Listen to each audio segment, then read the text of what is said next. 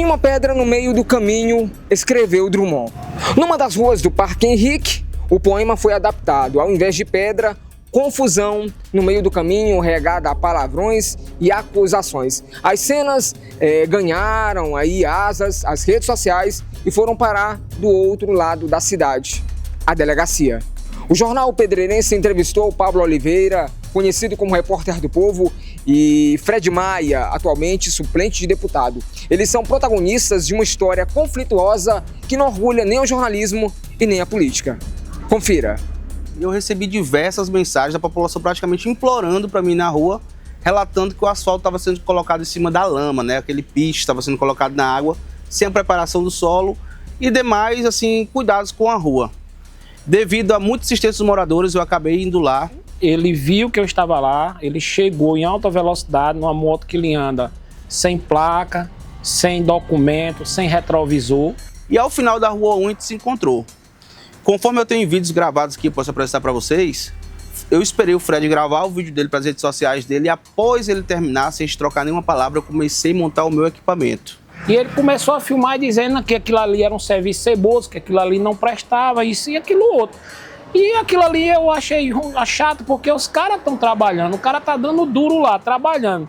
O cara chega, em vez de procurar fazer uma matéria e mostrar alguma coisa do tipo assim, olha, eu acho que não, ele chega já degrinindo, querendo coagir, querendo que as pessoas dêem entrevista para ele sem querer, né? E eu reclamei para ele, então ele se exaltou, como sempre já é de conhecimento. E aí, nesse momento, foi a hora que ele atravessou a rua e veio até mim, sem dizer uma única palavra, sem mesmo nada, só atravessou a rua, já meteu a mão no meu peito e quando viu que eu ia começar a gravar, deu um tapa no meu celular que estava no tripé e quebrou, pegou o meu tripé e tentou me bater com o meu próprio equipamento. Infelizmente, ele veio com aquelas palavras de baixo calão para mim, eu não perdi o meu controle, né? E apenas disse, e digo, as palavras que ele usou contra a minha pessoa foram palavras pesadas. Então, graças a Deus que está filmado e a justiça vai dizer quem desrespeitou quem. E foi quebrado o meu iPhone, que é a minha câmera principal e a única até o momento, um tripé meu de trabalho, estilo aqueles pau de selfie, de 1,70 m, e quebrado também o meu microfone, né? Caiu no chão no momento lá e ele é muito sensível e acabou quebrando. É mentira dele e por que ele não filmou? Se ele disse que eu quebrei, não estava lá filmando, me esculhambando, ele tem um monte de vídeo lá, por que ele não botou um vídeo eu quebrando? Lá se quebrou foi porque ele passou por cima, ele tropeçou por cima do equipamento dele, e quem pisou no equipamento dele deve ter quebrado foi ele mesmo. Eu não quebrei equipamento dele não, porque eu não tenho problema com jornalista nenhum. Na ocasião, Pablo, como o Fred ensinou em algumas questões, você estava drogado? Em nenhum momento. Inclusive, eu vou fazer o exame toxicológico hoje no Leão 13. Fred, em algumas falas tuas, você chega a ventilar a possibilidade dele estar drogado. Fazer isso sem apresentar alguma prova também não é, de certa forma, uma difamação?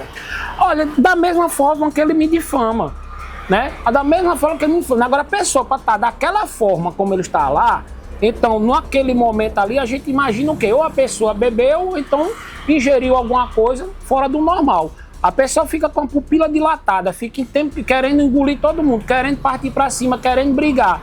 E assim, eu acho que o vídeo mostra bem. A justiça vai analisar e eu entrei com a medida protetiva para onde eu estiver ele não chegar perto, porque se ele chegar perto de mim agora não vai ser mais do mesmo jeito, né? No caso, Fred, você se sente ameaçado? Eu me sinto ameaçado, porque ele disse que ia chamar o pai dele, né? Porque eles confiam muito no pai dele. Eu até queria pedir uma medida protetiva contra ele, porque eu me sinto sim ameaçado. O próprio escrivão disse para mim que eu não poderia pedir medida protetiva, porque era algo só entre questões familiares, entre marido e mulher, pai e filho. Então foi me negado no momento do boletim de ocorrência isso. Não entendi o porquê o Fred conseguiu pedir isso lá no momento do boletim de ocorrência. Né? Eu não entendo assim como ele tem esses privilégios. Você questiona a conduta do Fred, mas como é que você avalia a sua conduta diante da situação? Após o ocorrido, Exato. Como eu reagi com a situação, Exato, certo? Exato. Eu acredito que minha conduta, principalmente como jornalista, não foi a mais correta. Mas na cidade onde a gente vive, onde esse senhor, ele tem o poder da narrativa, ele tem aí um poder até mesmo sobre o judiciário, que a gente vê que ele não é condenado em momento algum. Um poder onde os contratados da Prefeitura de Pedreiras todos saem em defesa nos grupos de WhatsApp.